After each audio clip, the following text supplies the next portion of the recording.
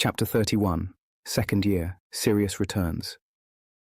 Saturday, January 6th, 1973. Peter, James and Remus arrived promptly at King's Cross to return to Hogwarts on the Saturday before term began. They all peered about looking for their fourth, but Sirius was not there, and nor was Regulus. As the train pulled out of the platform, James went in search of someone to ask. He returned with his hands over his nose, where a large boil was beginning to form. Narcissa said it's none of my business, he explained, sitting down heavily. Maybe they're using the flu network. Peter guessed. Maybe his mum didn't trust him to get on the train with us. Maybe. James stared out of the window, rubbing his sore nose. Remus had never seen him so unhappy.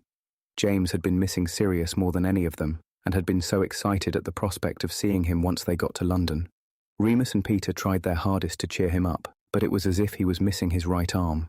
Before leaving, Mr. and Mrs. Potter said that they would see what they could do about having Remus to stay with them over the summer too, and he thanked them profusely. It wasn't likely though, so he didn't get his hopes up. Instead, he just tried to be grateful that he was returning to school for a few more months with his friends, most of them anyway. Sirius was nowhere to be found at dinner that evening, nor did he appear by the time they were getting ready for bed. James and Remus had brought his Christmas presents back for him and piled them on top of his pillow, still wrapped in bright, shiny paper and ribbon. 3 of the packages were from Andromeda, and Remus knew they were albums. Sirius had asked for Anything and Everything by David Bowie. Sunday, January 7th, 1973. On Sunday morning, the bed was still empty, and the 3 Marauders sat around trying to distract themselves with homework. Remus had finished his and took the opportunity to get started on his Christmas books, now that he could invoke his reading spell once more. James took to pacing the room, went to ask McGonagall where Sirius was, she didn't know, and even tried Narcissa a second time, she cursed him again. Finally, he went outside to do a few laps of the Quidditch pitch on his broom. Peter went too, with a box of biscuits to nibble on while he watched. Remus stayed indoors where it was warm, reading, or at least pretending to. Now that he was finally alone, he began thinking about the things Mr. Potter's friend Darius had said about his father, turning the new information over in his mind like a coin. His father was good at dueling, he'd heard that before. Lyle Lupin had obviously had a temper too. This was a new piece of intelligence, and an odd thing to know, after so long not really knowing anything. For the first time, Remus considered that his bouts of rage might not have anything to do with his condition. And who was Greyback? The name alone made him feel hot and uncomfortable. He wished more than anything that James and Peter hadn't been there to hear it all. Remus sat by the window in Gryffindor Tower, his book slack in his lap, staring into space and trying to make sense of a puzzle he didn't have all the pieces to. Occasionally he glanced out of the window to catch sight of James acting even more recklessly than usual. What the hell is he playing at? A voice squeaked over Remus's shoulder. It was Lily Evans. She was sipping a mug of tea, staring at James on his broom. Nervous energy. Remus shrugged, not turning back to look at her. The light from the window would cast his face into sharp relief, and his scar, while no longer red and angry, was still very noticeable. James Potter, nervous. Lily scoffed. I had no idea he was capable of such complex emotions. Oi. Remus objected, still looking out of the window. It's not been a great Christmas for him, okay? Okay, I'm sorry, I know he's your friend. She always said that right after she insulted one of the Marauders. How was your Christmas? Great, thanks. You? Brilliant! He could hear the grin in her voice. Mum and Dad finally let me get an owl. Oh, terrific. What about you? Got some books. From from the people you live with? He finally looked at her, even more irritated. Why wouldn't she just get lost? No, from my friends.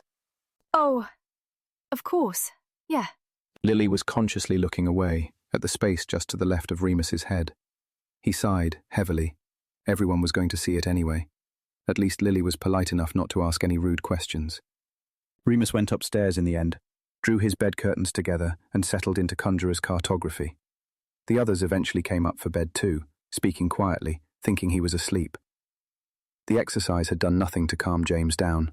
Remus could hear his rapid heartbeat and smell the cloying scent of anxiety. It was perhaps an hour after lights out that the door creaked open again. Sirius had returned. There was no mistaking his familiar footfall. Remus felt a wave of relief wash over him, a knot in his stomach that he hadn't realized was there beginning to uncoil. James and Peter slept on as Sirius tried to keep his movements quiet, creeping into the room and over to his bed, quickly climbing in and drawing the curtains. Remus lay still, listening to Sirius lying still too. There was something different in his breathing.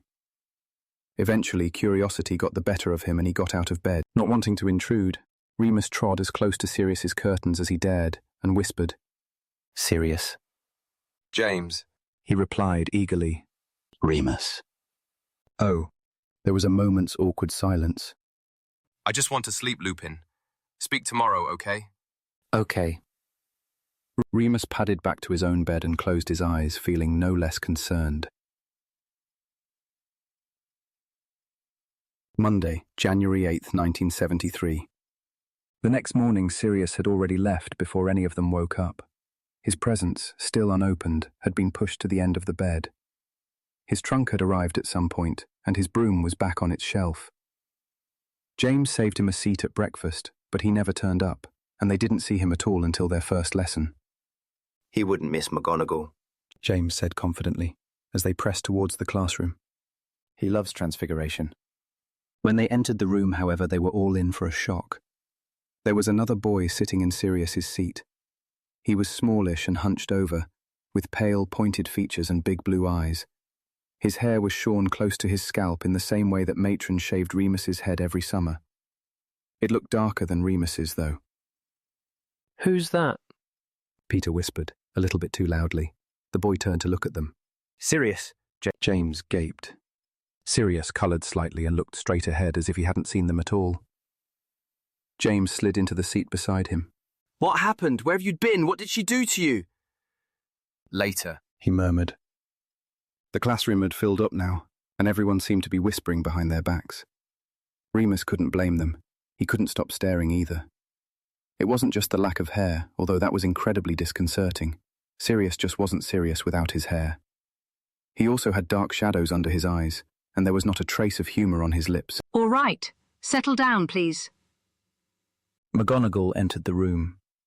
She glanced at Sirius. Her eyes widened for a millisecond as she recognised him, but she said nothing, addressing the class. Your end-of-year exams begin in 3 months. Let's see who's been paying attention. McGonagall didn't call on Sirius once to answer a question, though it was usually the only way she could get him to pay attention. Nor did she bother any of the other Marauders who spent the entire lesson shooting worried looks at their friend. When Transfiguration ended, they packed up their things and followed Sirius hurriedly out of the door. What happened? James asked, trying to keep up with Black's brisk clip. I said later, Sirius returned. Wait until break, okay? But you. What did she... I'm fine. The next lesson, History of Magic, was agony. James was beside himself and even resorted to passing notes to Sirius, who steadfastly ignored them. He sat stiffly, back straight, eyes on the board. For the first time in 2 years, Remus saw him actually reading his history text in class. Something was very wrong indeed. They couldn't get out of history fast enough. James grabbed Sirius's arm and practically marched him outside to the nearest courtyard, where they chased away a group of first-year girls who were doing handstands against a wall, skirts tucked into their knickers. It was icy cold out, though no snow had fallen yet. The sky was paper white, and a storm was on its way. Once the coast was clear, James stared Sirius down, eyes full of feeling, deep creases in his brow. What happened? Sirius sighed heavily. What's it look like? He gestured at his head. Remus had the peculiar feeling that neither of them cared he and Peter were there, that this was between the two of them, like their nightly chats. Your mum did that. Well, I didn't do it myself, did I? He snapped angrily. James didn't react, just kept looking at his friend. That was James's secret, Remus realised, suddenly. He was always patient, and he never took anything personally. How else could you be best friends with someone like Sirius Black? Sirius was now rooting in his bag and pulled out his red Gryffindor hat, which had so far never been worn. He crammed it over his shorn head. Bloody freezing, he muttered. Don't know how you cope, Lupin. Remus shrugged and smiled, pleased to be acknowledged. Sirius leaned heavily against the wall, looking at his feet. They let me come back, he said quietly. They almost didn't. One wrong move and they've promised to send me to Durmstrang. James and Peter gasped. Remus made a mental note to ask about it later. Sirius continued. Didn't get my voice back until Christmas dinner. Had to play my part for that. Everyone was there. All of the sacred 28. Except the Weasleys, obviously. Lucius Malfoy really bloody hates me now. But he had to be really nice to me and Reg, slimy creep. Got away with wearing my Gryffindor tie until Mum noticed and vanished it. Then I may have set off a few dung bombs during the 4th course. Peter, Remus and James all winced collectively. That's why... the hair. James asked again tentatively. Sirius looked up. She said seeing as the usual punishments weren't having any effect, she'd try something different. I tried to get Pomfrey to grow it back for me, but the old bitch said she wasn't a beautician. Thought I'd done it myself by accident or something. You could tell her, Remus started, feeling the need to defend the nurse. Sirius shook his head. Not worth it. Regulus? James asked, suddenly. Is he back too? He sent us a note to let us know you got home, but we never heard anything else. Sirius nodded. Yeah, he's back. Kept his hair, obviously. Dad sorted out a portkey into Hogsmeade. He's still, a bit of a tosser, but he didn't choose to be a black either. He just plays the game better than I do. He looked past them all, his eyes wide and desperate. Remus felt an awful ache in his chest. I just wish, Sirius said, but nothing more. The bell rang and they had to get back to their lessons.